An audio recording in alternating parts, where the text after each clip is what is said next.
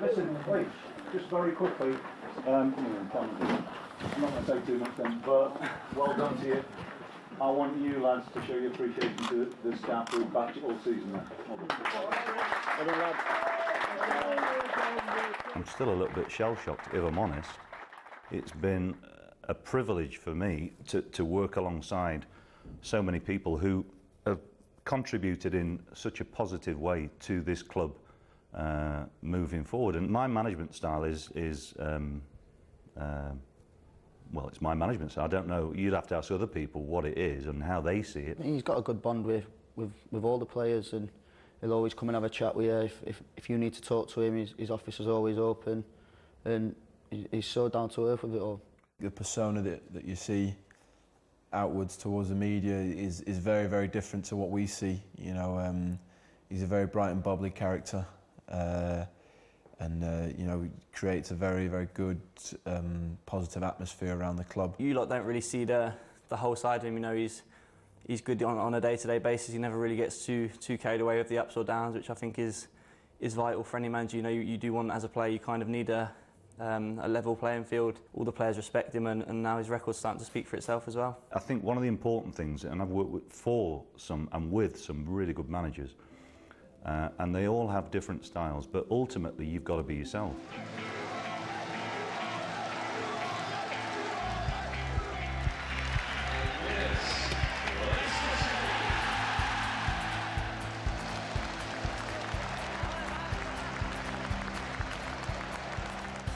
I don't like to talk about it, and it was at Hillsborough, 3 miles from my house, so we got beat in the replay 3 miles from my house. That's great, isn't it?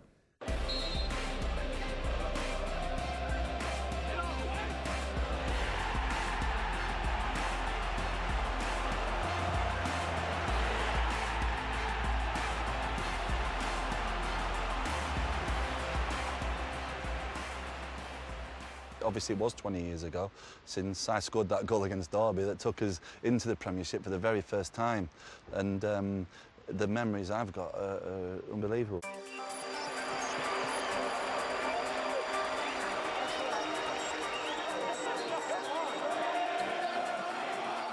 They were the best days of my career, without a shadow of a doubt. And the large majority of all the players were lucky enough to experience it. And to a club like Leicester City, that was the best period in the last 40, 50 years or so. And, you know, times to remember. The supporters still talk about it now. I'm a Liverpool fan. My dream as a boy was to score at the Kop. OK, I wanted to be in a Liverpool kit, but the next best thing was to score against them. I achieved that with scoring the winning goal in the 87th minute. It's special when you're at a club and everything clicks together for 3 or 4 years, and that happened with us at Leicester.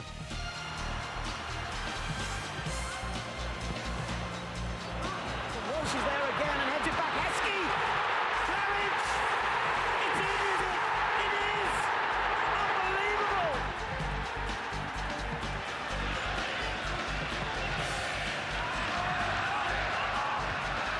But here he is, and he's done it! Clarence has scored for Leicester!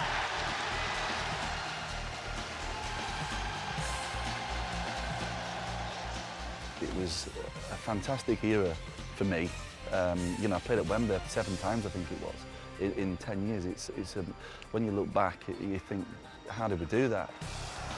Leicester City in their 5th League Cup final alone, and of course it's Leicester's 3rd time here in the last 4 seasons.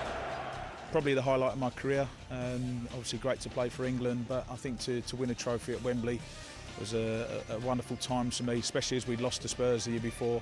So to go and beat Tranmere 2-1, Matt Elliott got both the goals, and you know, happy memories, and ended up it was my one and only trophy. Elliott's header!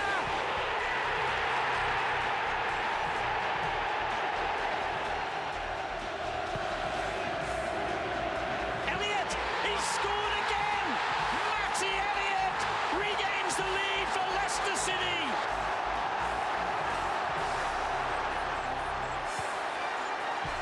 I couldn't even in my wildest dreams think about scoring 2, especially as a defender in a cup final at Wembley. And managed to do that. You know, we won the final, I got man of the match, I was captain, I think I was the first captain to lift a trophy at Wembley for Leicester. You know, amazing day. It was a really good team. I think at times we got a little bit criticised that, you know, we obviously was a bit physical, and sometimes we got the ball forward as quick as possible, but I think that sort of takes away from the players. We had some really good players, and we could play a bit as well, don't worry about that.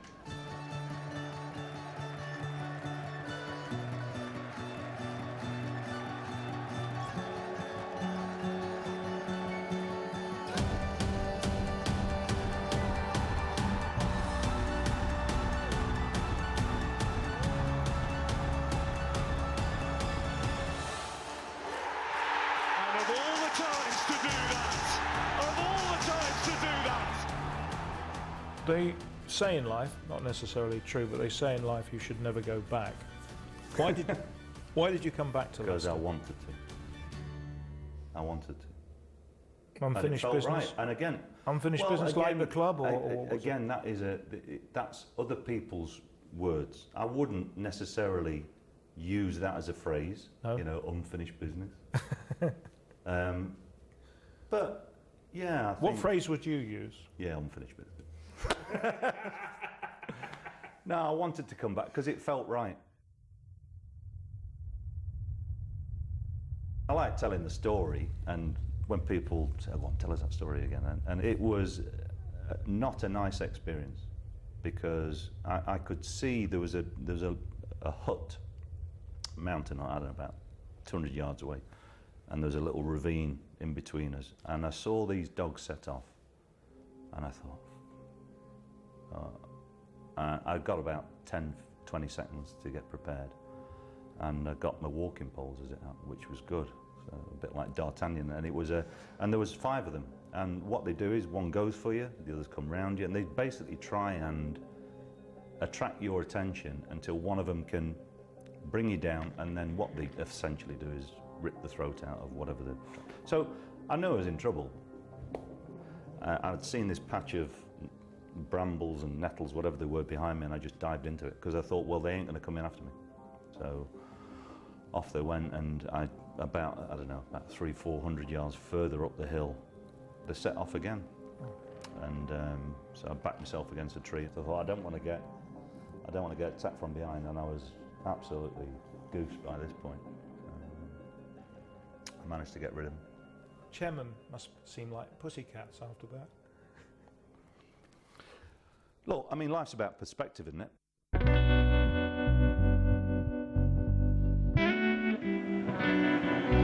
No second chances after this one. 2 will become 1 here this afternoon. It is quite simply Wembley. Oliver has awarded the penalty. It's a penalty now for Leicester City, and if they score this, they will be in the Championship playoff final. Knockout takes, Almunia saves, knockout follows in, Almunia saves again. Oh, it's a brilliant save from Almunia, a double save. Absolutely astonishing. Now here come Watford. And now Watford are on the counter-attack. They're bursting forward, they've got a chance. Forestieri. They've crossed it into the box. Here's Hogg. Deeney! Oh, they've scored! I do not believe what I've just seen! Do not scratch your eyes! You are really seeing the most extraordinary finish here! Troy Deeney has scored a penalty! He scored! Oh, Troy Deeney has scored from a Leicester penalty that was saved by Almunia, and Watford are going to go into the Championship final!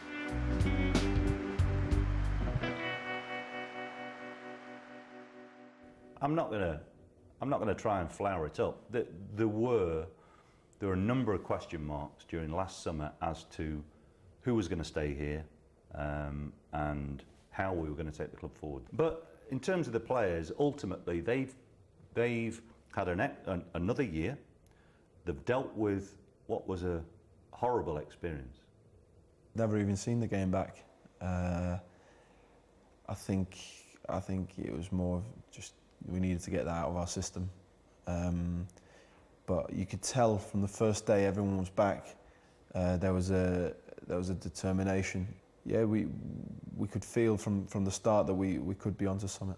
We all walked away from Vicarage Road wondering how they would recover from that. I mean, that was the most extraordinary few minutes in football I've ever seen, and it could have gone one of two ways. You know, they could have buried them the next season and not been able to bounce back from it, or it could have been used to fire them up, and that's what they did. They used it as a motivation to. I met several players who said to me that they never wanted to experience that ever again, and they used it to motivate them towards the Premier League. When you're involved in football management, you ultimately are going to be judged by results, and there's no doubting that in my time here I've flirted with being under serious pressure and needed, I suppose, not a vote of confidence, but I've needed them to actually believe that what I'm trying to do here is the right way to do it, and that they believe that given time I could achieve what we set out to do, which we've done.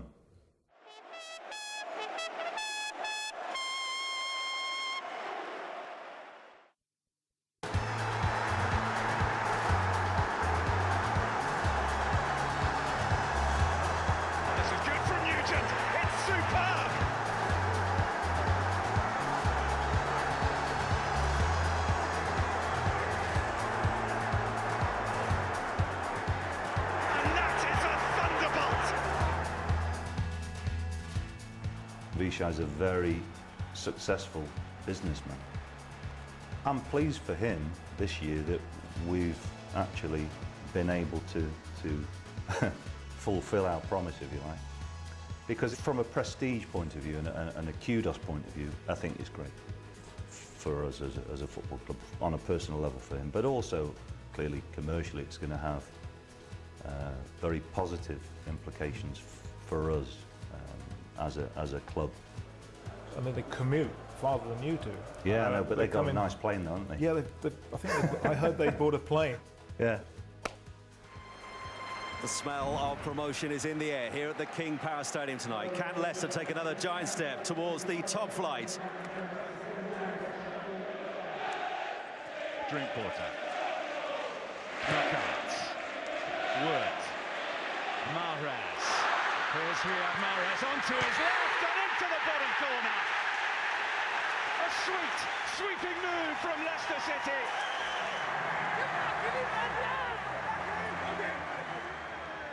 Can Knockout conjure a little bit of his magic here?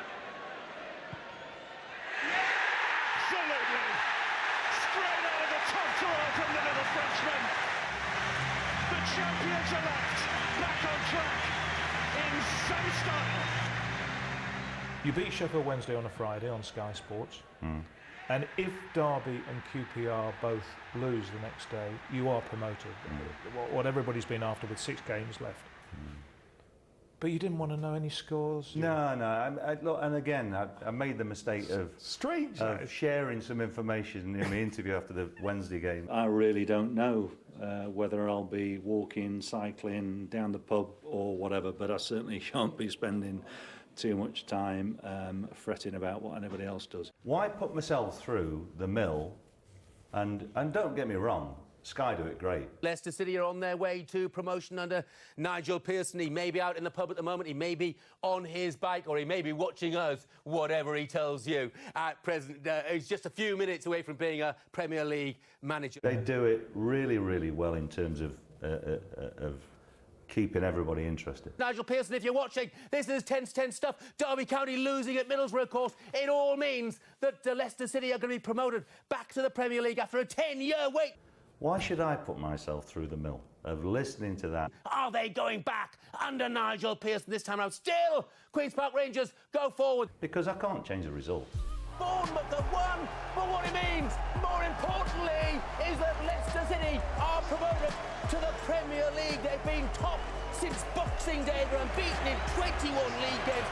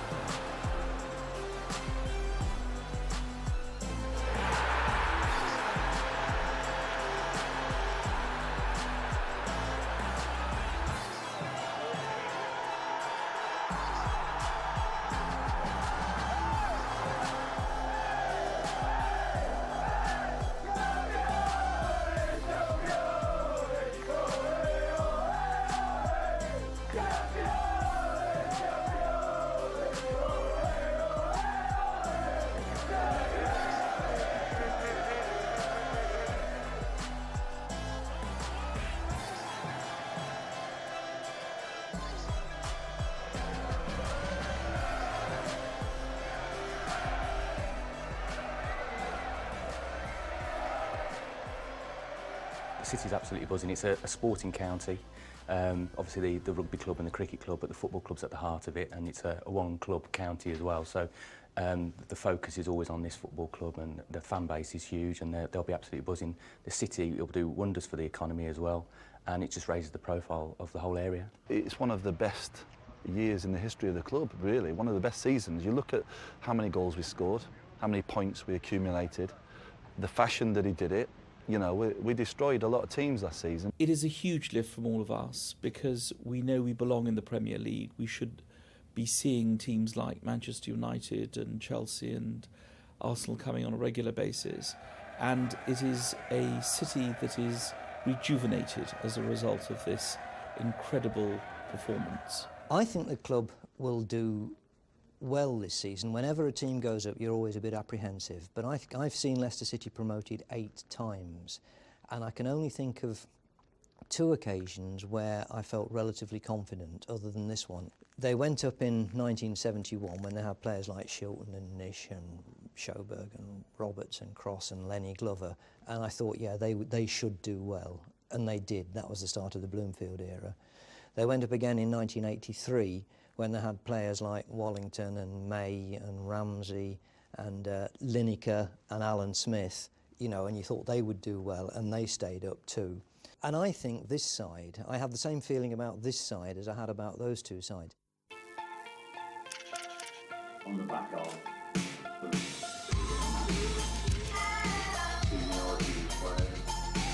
You come over in interviews as a bit dull, as Cheers. uneasy, and you're not like that. No. I've known you since you were a young player, and you're not like that. So, and in the Premier League, you might have to improve that image a bit. Yeah, but why? But improve it for who? I am what I am. You know, I am myself, and I can be quite guarded. I might have to have a look at how I do things, and I might, but I don't want to become somebody who's, you know, I don't like sound bites and all that type of stuff. It's not my scene, and I'd rather be judged for what I am. You know, I'm not going to try and be anybody else. I'm not a believer in saying, well, look, that's worked now. You know, you hear people say, well, if it's not broken, you know, don't fix it. But I think you've always got to be looking for ways to tweak, because the players change, the staff change. As you get a bit older, you change. You change. So you've got to apply what's needed, and you've got to be open to new ideas. He approaches it in a slightly different way to some of the other people that we've worked with. He fosters everybody else's opinion before he makes his management decision with regards to anything from player, deciding which players are going to play in any given game, or who's going to train, or what we do in training. He was really interested in your opinions as an individual and your opinions as a professional, with a sort of an area of expertise that he maybe doesn't have, and he uses that to try and improve his team's ability to win games, basically. The 1-0 wins, the tight wins, you know, where you needed just that little bit extra. I think that's, you know, credit to the coaching staff and you know, the entire club for getting behind the players.